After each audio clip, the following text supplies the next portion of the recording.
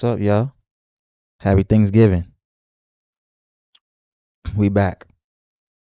No rest for the wicked. It's early morning. Listen, see her channel right there, so don't say I didn't tag her channel. That is her channel name. Interesting story. I watched halfway and I said, I think this is something that we need to go over.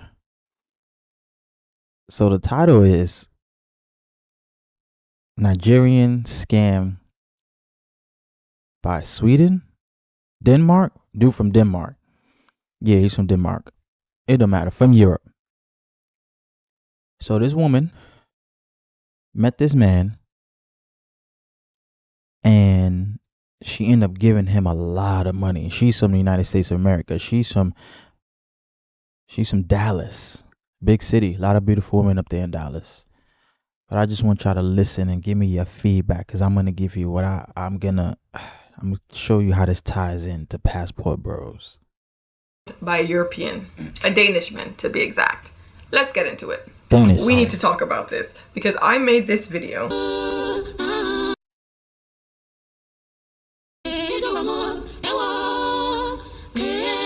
Got scammed by a European man. A man posing as Danish royalty was able to swindle the So she think she had some royalty on her hands. The Disney World fantasy, right? You're a princess. Somebody's gonna come and save you. Okay. biggest swindlers, Nigerians. I'm Nigerian, by the way, so I can say that. Okay. So Onyeka is a realtor from Dallas, and her ex-fiance Martin is a Danish man, businessman from Denmark. So I was actually introduced to Onyeka from season 23 of The Bachelor, where she was competing for the love of Colton, the first virgin bachelor, who later came out to reveal that he was gay, actually. But this particular story begins in 2022 when Onyeka met Martin while on vacation in Croatia. So we went to Hula Hula, which if you've been to Havar, you've been to Hula Hula. It's this beach club that's very well known there, and it's right on the water. And we're laying in day beds kind of off to the side, minding our own business, sipping mojitos. And I look up and I see this very attractive man. And the first thing that came to my mind was, this man looks like he is walking straight out of a Calvin Klein ad. And I'm telling you guys, 6'3", blonde hair, blue eyes, chiseled skin, so tan. And muscles everywhere. I was definitely taken aback, and I feel like it takes a lot for me to really double take a man just based on his looks like that. And 100%, I was a little bit just, I didn't even realize he was like with a friend at first. And basically, it seemed to be love at first sight. They connected, they exchanged info, he started sliding into her DMs, and the rest was history. And he had just ended a 4-year relationship, but he was ready to get back out there, give love another shot, and so they embarked on. Oh, that wasn't a red flag? How many times we watch Pop the Balloon and a girl be like, oh no, you just got a relationship, that's too recent, oh no, Pop, that's a red flag.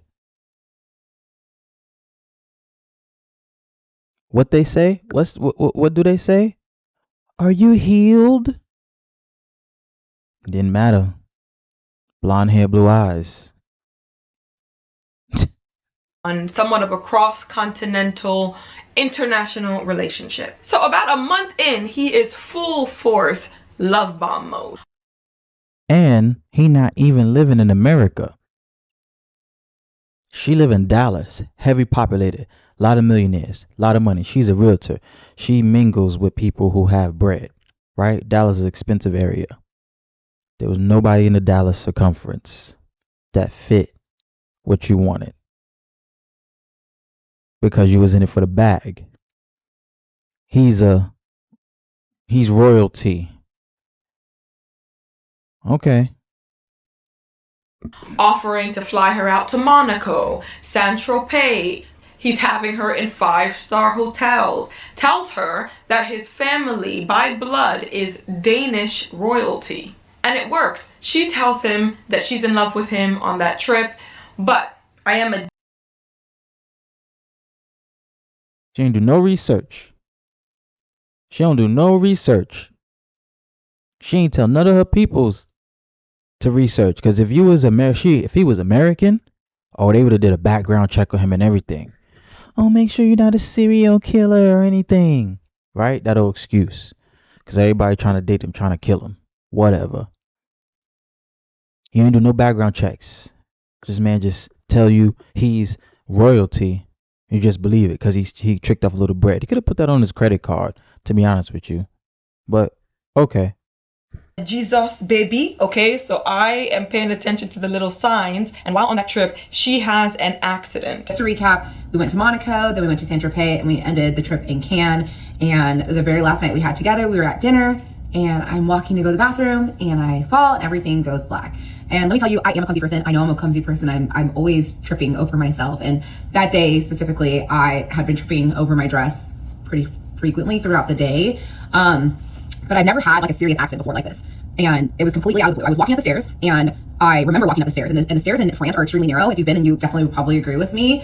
And so I basically came to after falling, hitting my head, and I see these three men above me, and they're wearing like these bright turquoise polos. And I remember that they were the waiters. That was what they were wearing. And I remember just like coming awake and being like, what is happening? But no one was speaking any English. They're all like screaming in French, freaking out. And so I pass out again, then I come to again, and finally I'm able to say, someone go get my boyfriend, and then I pass out again, then I come to again, and then my ex is sitting next to me, and I see him, and I'm like, what is going on? He's like, I don't know what happened, I think you fell, and I'm like, I don't remember anything, I don't know what happened. He looked at me, he goes, do you have a history with epilepsy? I'm like, epilepsy? No, I don't have any history. I was like, why? He said, because you've been having seizures for the past 10 minutes. Anyway, she's back in Dallas now, and now they're in a relationship. And so he starts telling her about his 3 properties that he has in Denmark and how he's about to invest in property number 4. And you guessed it, now he needs a loan. And I know what you're thinking, but isn't he rich? Yes, but his money is tied up. So he just... Oh, yeah. It's always tied up in here, always tied up in there. Right? I can't get to it right now. I can't access it. But I need you to give me some money. The same type of woman, I bet you she wouldn't dare go 50-50 with somebody living in Dallas. You wouldn't dare. I guarantee it. I don't do 50-50. She fits it. She's successful.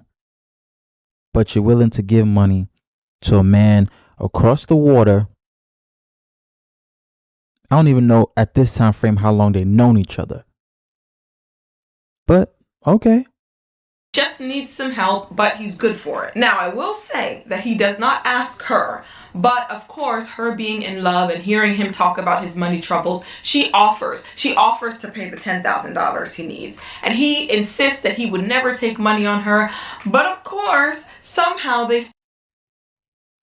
settle on the fact that he would he would borrow $6,000 from her, and that's it. Nothing more. I also have to add this little tidbit that during this time he has come to Dallas, he has met her family, he has been integrated with her friends, and on this trip he also reveals that he has been to the Olympics. He's an Olympian that has won gold and bronze medals in handball. Okay. And so now So now he makes this grandiose claim. I'm an Olympian. And nobody in the family does the research? Nobody in the family is asked, oh, he's Olympian? We can Google him. Nobody. Wow. Okay. Why not? Why not? Because he has blonde hair and blue eyes. Exactly why. Now, by month 4 of them being in a relationship, they're talking about rings and going... 4 months? She only knew him for 4 months? So the trip mesmerized her. These trips here, he flew her here, he went vacation there. She thinking she secured the bag at this point. 4 months in, she's like, oh yeah, I got one. All right, telling all her friends. Olympian, a real estate investor, royalty. Ooh, checking off all her boxes that she always wanted in her life, that she manifested. Lord Jesus.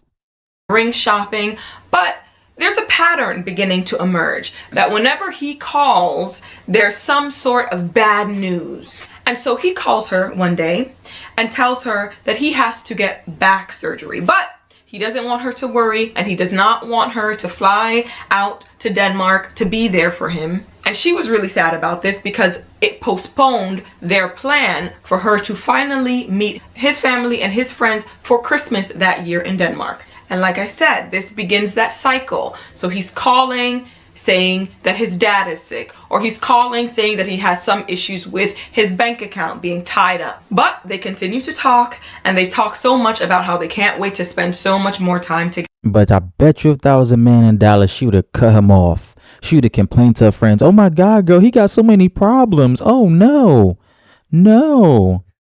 Would have cut him off immediately. Blocked. But he got the complexion for the protection. So everything just went over her head. It doesn't matter. There's no red flag. No red flags, no warning signals. Oh, just be understanding. Man. Together in the States. And so we decided we would do consular processing because why not? But then we start having the discussions on, okay, but the clock starts after we get married. And that's when he says, well, I would marry you tomorrow. And I was like, well, I would marry you tomorrow. And he was like, wait, really? And now, yeah, he was like, really, you sucker?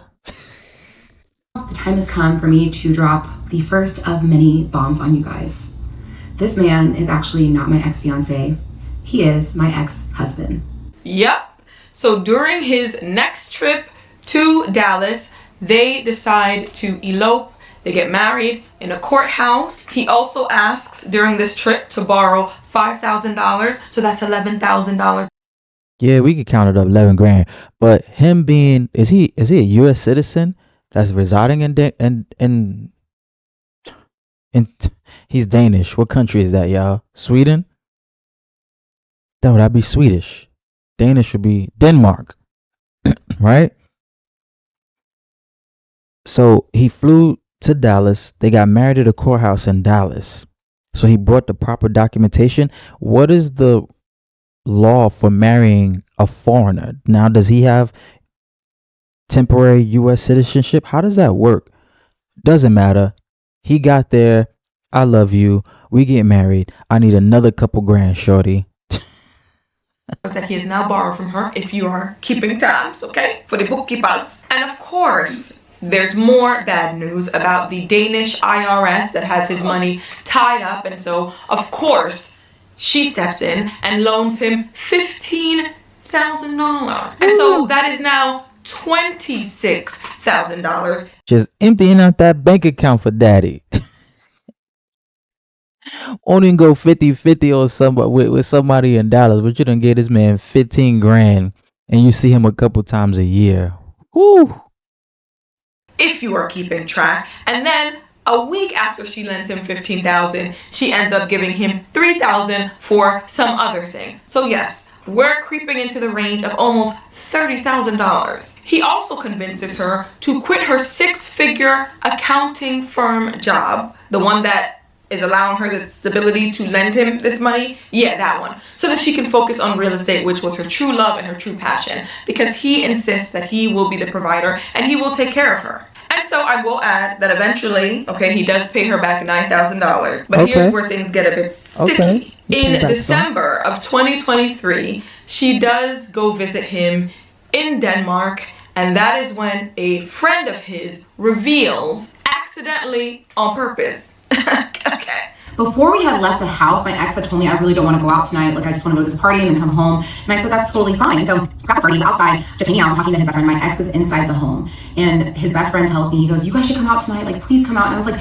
honestly, I'm down to go out, but my ex doesn't want to go out. And that was really weird for him because he always is down to like go out and have a good time. So I already thought it was a little strange.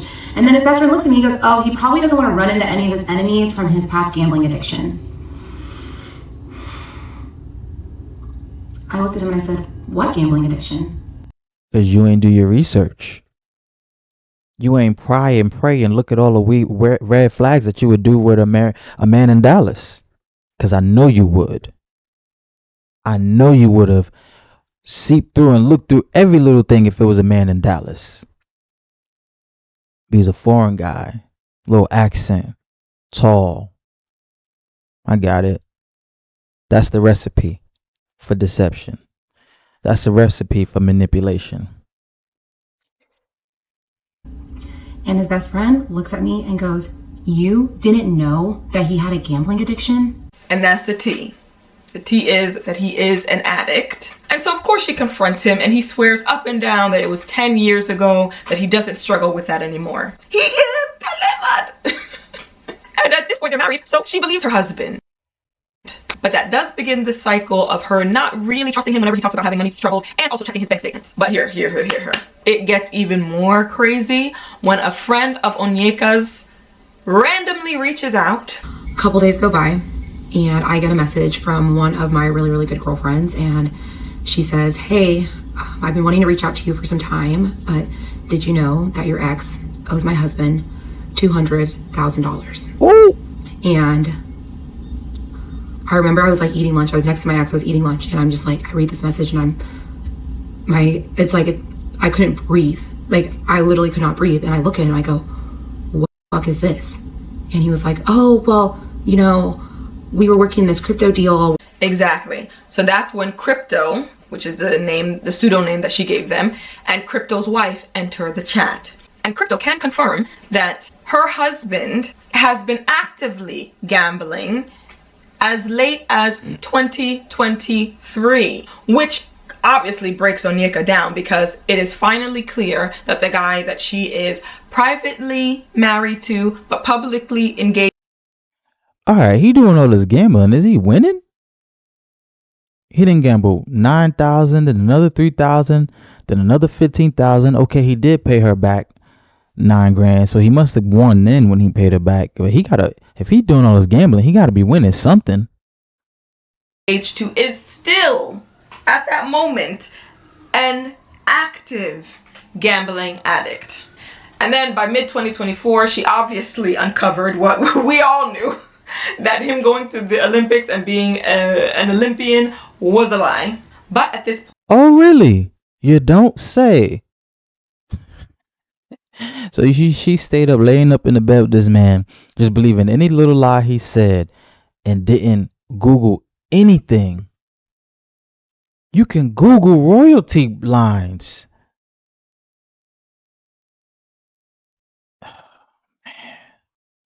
point they are on a payment plan with Crypto and his wife, and she kind of has a feeling that he's going to be proposing soon. And then there was a night that we went to dinner, and then So because he's about to propose, it's okay that he's in debt $200,000. Tell me, what man would she have got with in the United States of America, in Dallas, where she lives, that owed somebody 200 grand, and she would have continued dating him?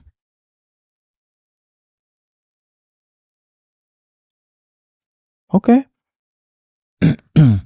No intuition. There's women intuition. These women red flags that y'all like, that the red flags, red flags, red flags. All I'm seeing is a bunch of lies.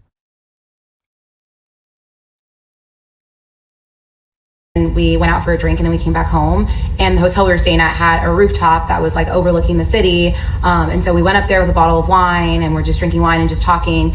And I, at that moment, just felt so grateful for him and for his sobriety and for his honesty. And before I know it, I looked down and he's down on one knee, and he tells me, "I know this isn't your dream proposal, and I know I've let you down a lot, but I will make it up to you, and I'll spend the rest of my life trying to be the man that you deserve." And at this point, I'm just hysterically crying, and I'm so happy. And it really did feel like the happiest moment of my life. And the yes was so easy. There was not a doubt in my mind. It kind of felt like it did whenever we got married. There was no hesitation, but it felt much more deeper this time around, because now I know about his flaws, and I know about his struggles, and I know he's not this, perfect individual, which nobody's perfect. We're just imperfect people that come together and try to have a... So all the imperfect men in Dallas didn't stand a chance. But I bet you she would have pointed out all the flaws that she had of the guys that she tried to date in Dallas. If she tried to date any man in Dallas, they wouldn't have gotten this type of pass. No way. Impossible. I put money on it. I put his money on it. Since he always want to gamble, I put his money on it that she wouldn't give another dude in Dallas with all this issues going on the time of day. A relationship. So she's so excited with this proposal, but they can finally get that ball rolling on him moving to America. So he moves in with her and is basically living off her. And this is when she starts to twist that needle and put some pressure on him to pay her back some of the money that he has borrowed over the years. Oh. But he comes up with excuse after excuse, saying that his money is tied up because of this or that. So my Nigerian sister, okay, my sister, she says, oh, it's tied up? Let's see about that. So she sneaks out of the house, goes to the Chase ATM where her flabber is garstered. Her flabber is garstered. She said Chineke because she checks his balance in that account. And So basically, I'm on the couch, and it kind of worked out because we have some really good friends that they have cars that they use for Turo that they own, and we had to pick up one of their cars because they were out of town earlier that day, and their car was outside and the keys were right on the counter. And so I was like, you know what? I know the PIN code to his Danish card. I bet it's the same PIN code for his Chase card. And so what I did was I grabbed the key to the car, my friend's car, and I like kind of sneakily snuck out of the house because I didn't want him to hear the garage be like, where's she going? So I snuck out of the house, I went to Chase, and I put his card in, I put in the PIN code, and it was accepted. And I clicked the lovely button that said check balance, and what was in his account? 34 cents.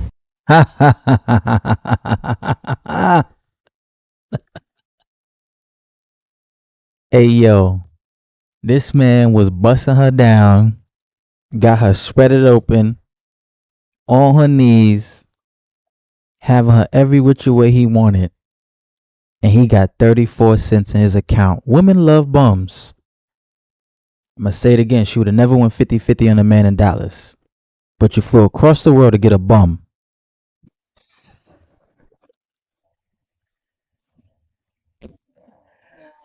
Oh, fellas, listen, keep your passports clean and up to date. You ain't gonna win here. There's no winning here. Let's get 34 cents and love the love of her life. The royalty prince. So royalty, wherever he comes from, royalty family, the Olympian has 34 cents in his bank account. Bro, I think the last time I had 34 cents or $1 in my bank account, I had to been like 19 or 20 years old.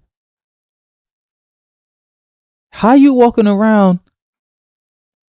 That's why he moved in. That's why he married her and moved in. He's like, look, I got gambling debts back here in this country. These people are on me. They probably gonna off him in that country. Oh, I'm married. Baby, I'm gonna come live with you in Dallas.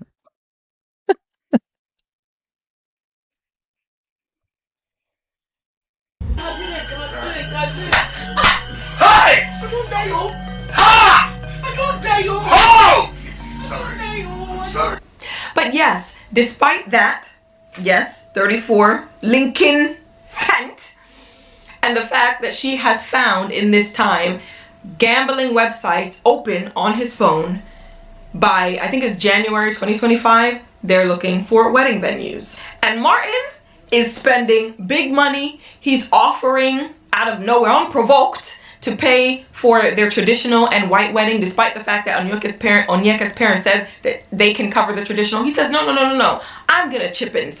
Whoa, whoa, whoa, whoa, whoa. Hold on. She Nigerian. What happened to that dowry? Oh no. Oh no. You can go look through TikTok, look through all these feeds. They got women all across Africa talking about they need dowry to get married. You can't have me without having a dowry, paying my family money. She Nigerian.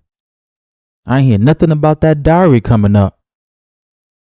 This prince, royalty, ain't put a dime down? Okay. I'm gonna keep that in mind. Because I be seeing a lot of that going online.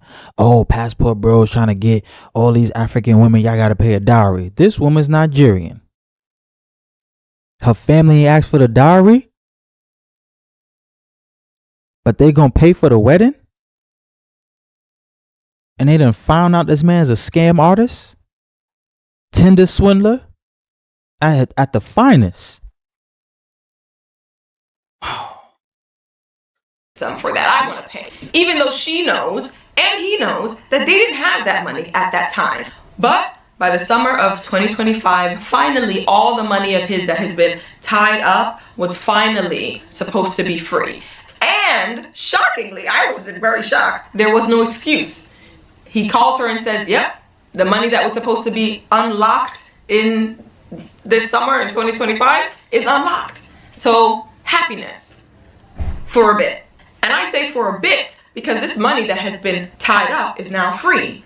And so things come to a head when the money that he has offered to pay for this wedding to send to her parents is not being sent because I thought the money was free. Where is it? He has sent the payment, but it's just not going through. With Smokey, and we're just walking around, and I asked him, like, has the $10,000 from my mom hit your account? And he said, no, it hasn't. And I told him, I go, listen, I'm feeling very triggered. I feel like you're lying to me. So we get home, and obviously we're fighting. I feel like he's lying to me. He's upset that I'm not believing him, and he ends up leaving the house because he's like, I'm going to go to Costco. So while he's in Costco, obviously I'm just spiraling. And how he go to Costco without no money? this is a moment where it hits me. I'm like, what if everything's a lie? And I don't know why, like, my subconscious has been thinking this all along, but this.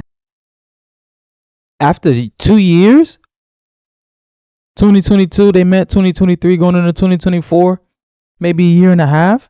Now you figure he's a liar?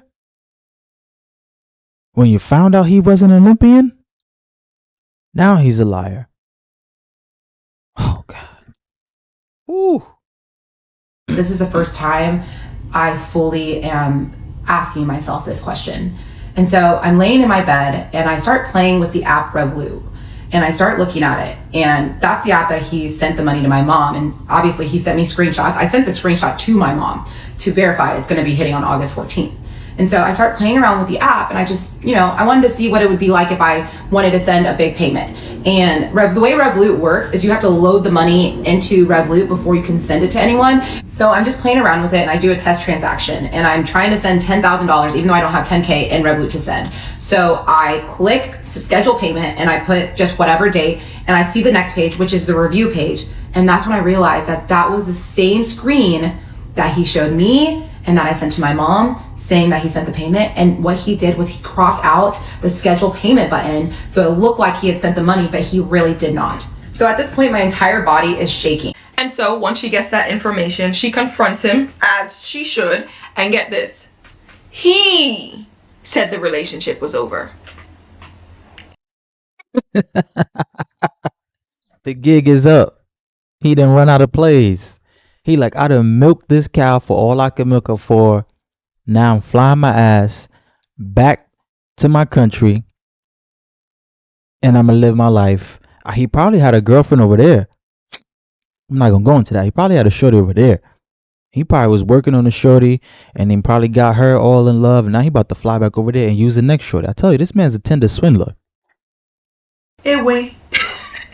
He says, I am telling you, Anika, I made the transfer to the account she gave me. I would have come clean right now if I had it.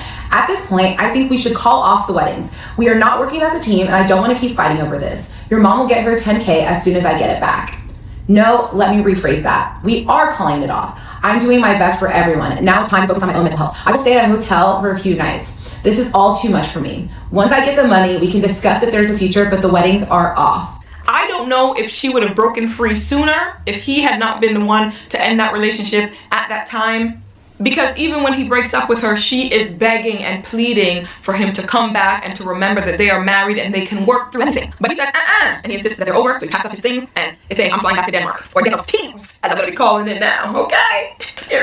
Period. But what really takes her over the edge and shocks all of us that were like gripped onto this story as it was being put out is that in a span of a few days after he breaks up with her and storms out of the house, she finds out that he has been borrowing money from the people that she has introduced him to. She uncovered that this man had borrowed $3,000 from her little sister, had borrowed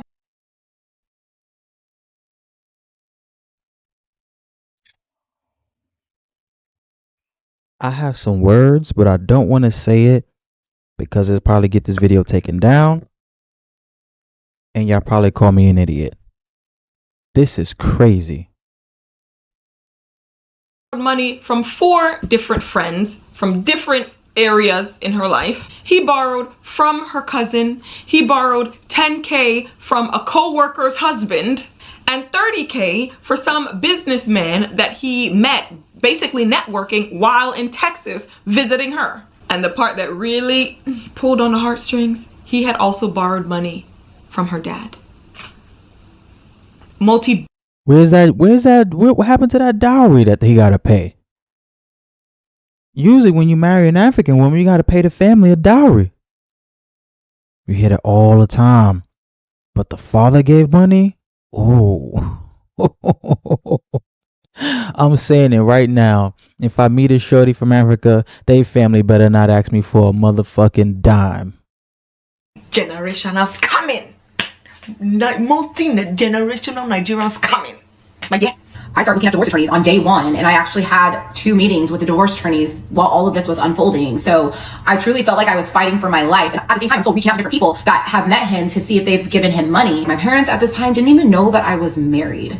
So now I have to tell them all these things. On top of that, I have to tell them that I'm legally married. And so I get home, I call my dad, and I'm telling him, hey, I need to talk to you. He's like, what's going on? I go, he's not coming back. And I proceed to tell him about the addiction, the money, everything.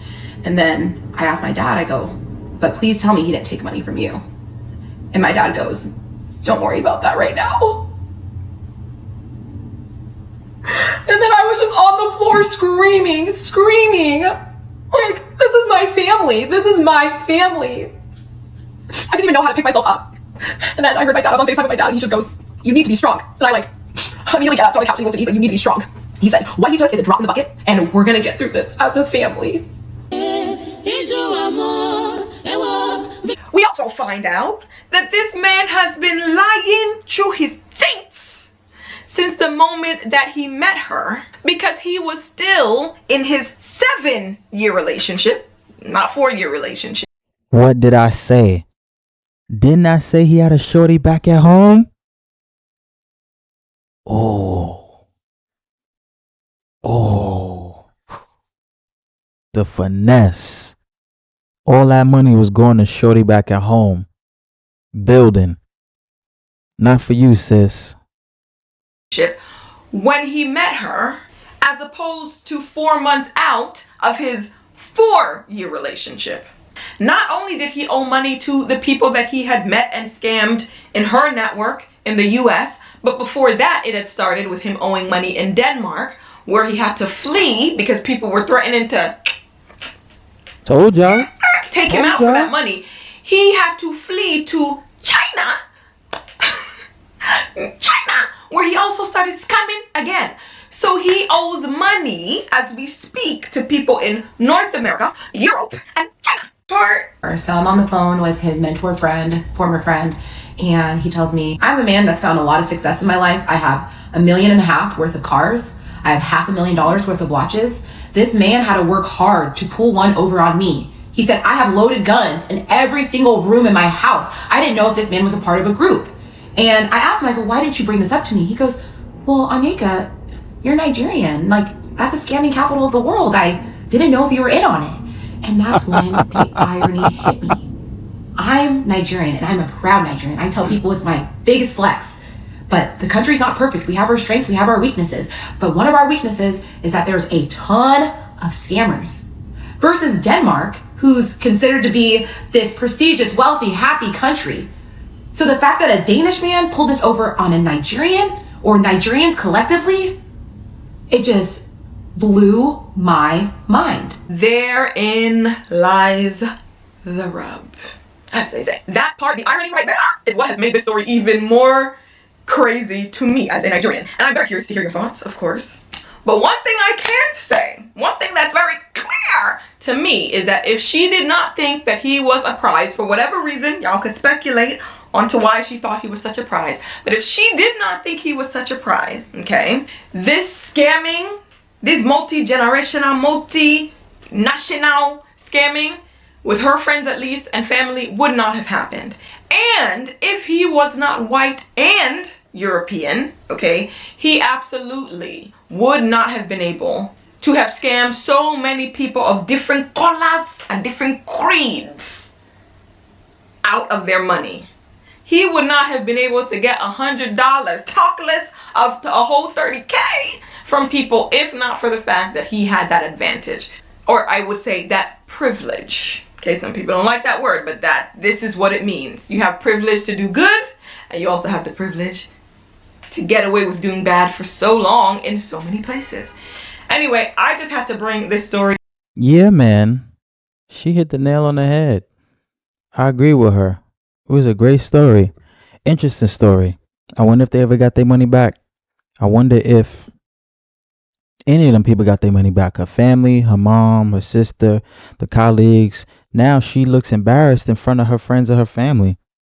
He brought this man around and he scammed us out of money. I mean, they're a close knit family. They'll get through it, but her reputation is kind of tarnished. Her friends, you know what I mean? Her friends gonna be looking at her sideways. I mean, I actually blame her friends too, cause they ain't question the dude either. Like, ain't bring no red flags. Like I said, if he was an American dude, he wouldn't have been able to ask for no money like that. I doubt it. Highly unlikely. She would have cut him off from the jump. Then he moved in with her, not paying no bills.